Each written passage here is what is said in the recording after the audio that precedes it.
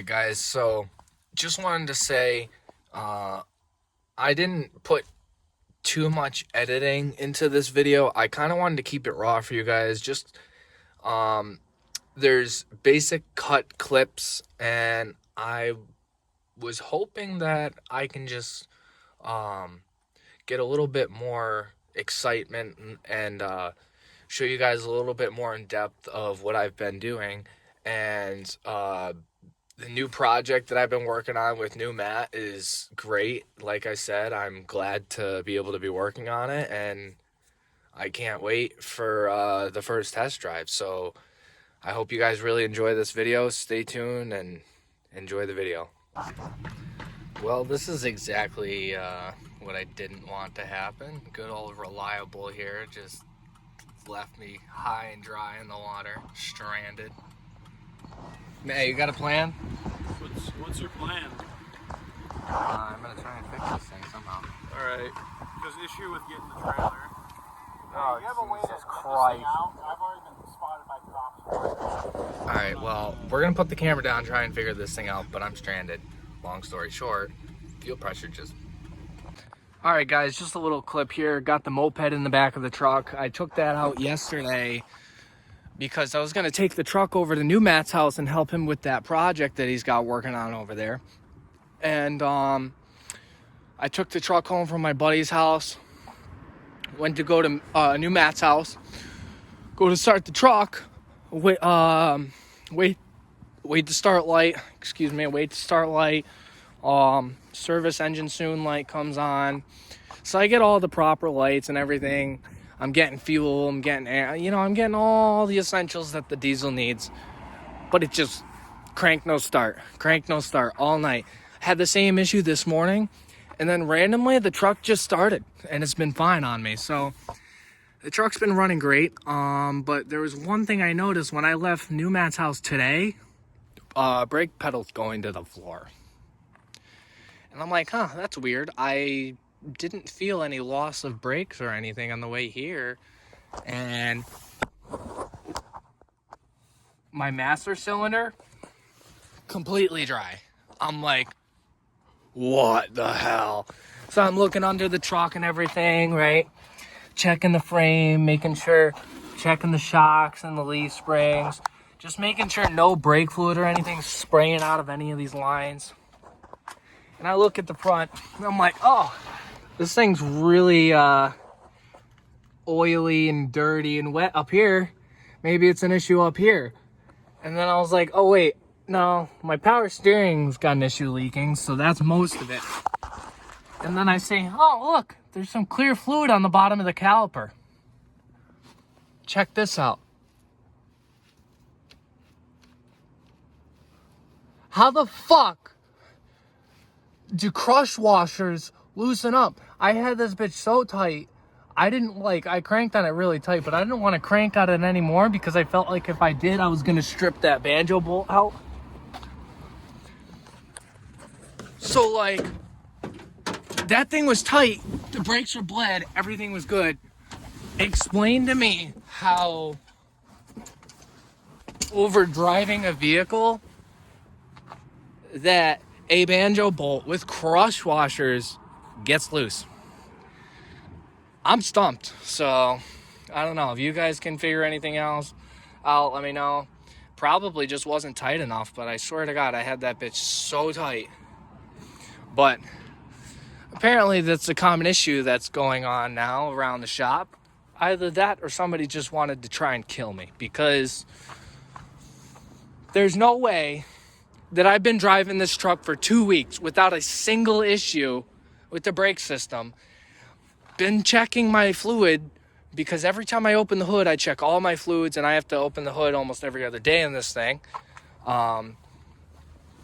It's been getting better. It's an unfinished project, so obviously I got to open the hood every now and then, but opening the hood a lot, and I'm checking my fluids and everything.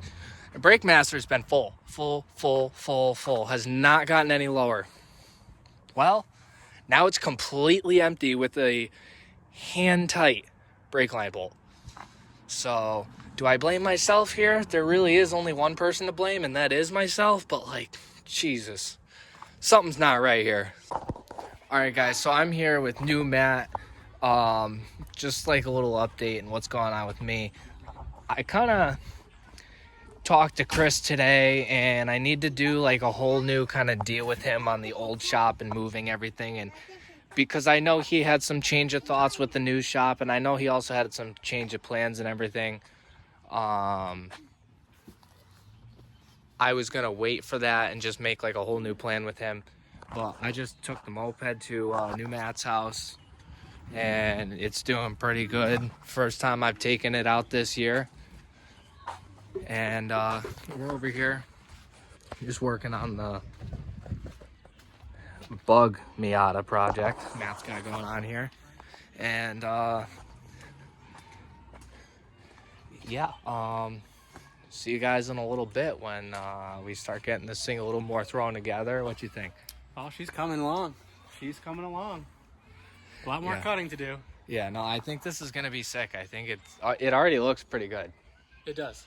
Like, even just looking at it from the side, I can see the picture. I don't know if you can, but I can see the. I've been seeing the picture, but we got a lot more cutting to do. No, but I can already see the picture of the car cut with the body ready to put on. Yeah, dude, that's Like, I have that thought in my head. I can see the underside of the metal already, dude, it's getting me which is excited. sick. So Get me excited. yeah, we got a whole lot more cutting to do. So let's get to it.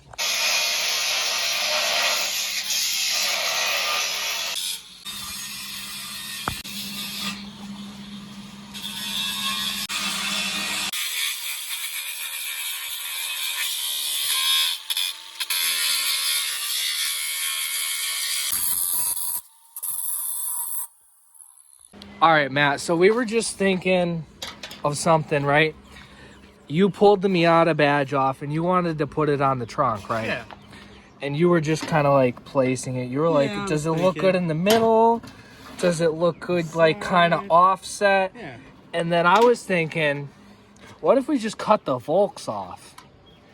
And we had Miata wagon. It actually looks kind of cool, and I think it's a good name, and I think we just gave the car a new name. Miata wagon, yeah. I know it's good old orange peel, and obviously a bunch of people that watch this, they know the history of the car, so they know it is orange peel. It is orange, and the paint's still peeling. It's true. So true. it's still always gonna be orange peel. The car is the car, so nothing's gonna change.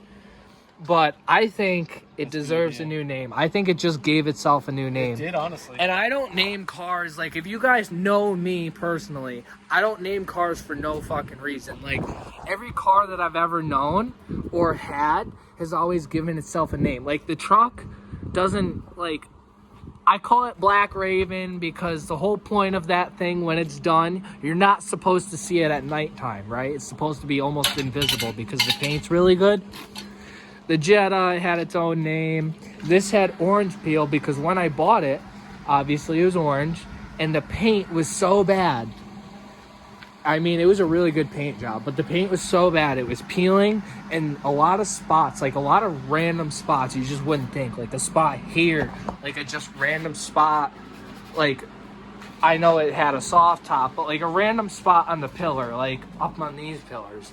It had a random spot over here. It was just really orange peely. So the car gave itself the name Orange Peel. So every car that I've had gives itself a name. And I think by us literally just doing that, it kind of just, I don't know about you, but it literally instantly went to my heart. And I was like, I think it just gave itself a name. So I think, what do you guys think? Put it down in the comments. Is this the Miata wagon or is it still Orange Peel? But either way, I think it's sick. I think we're going to follow through with this whole badging thing, and Matt's going to work on that. I'm going to work on the rocker over here, get this all done. I'm going to put this bar in here. It's not going to be a showpiece, but it's going to be more structural. I got the inside here welded. It's not perfect. Like, I do have to grind more and cut more, but in the end, I think it's going to turn out really nice. I got behind here, it's really supportive. Like, the body's solid. I can actually shake the whole car now. And this project's coming along really fast. shout out to Matt. I'm going to put his YouTube down in the description and go check him out. This whole project is because of him. It's his project. I'm really excited to be working with him on it, and I'm thankful that I have the opportunity to be here and do something, because other than that, I'd be sitting at home because Ruddy's got a whole bunch of other stuff going on, and he's just too busy to even think about giving me something to do right now. I've asked him for a couple ideas and he hasn't responded. I get it. I understand. I'm going to let him do what he's got to do. But in the meantime, I'm having fun, making a little bit of money. I mean, Matt's not rich. No, I wish. But, I mean, I think everything, I try to work with him. Like, I know he's broke at the moment. Like, I know he doesn't have a lot of money. So I'm going to give him a little bit of a lower price and stuff that I want. But I think everything, it's a fair price. I think everything's coming along great, and yeah, hopefully soon. What do you think, Matt? With the next like week or two, we could drive this thing. Oh, yeah. I think by next weekend, we can at least give it a test drive and see how it just goes down the road. I think Thursday or Friday the clip line comes. So I think that'll be sick, and yeah, look forward to more content. I'll see you guys in the next clip. So peace out.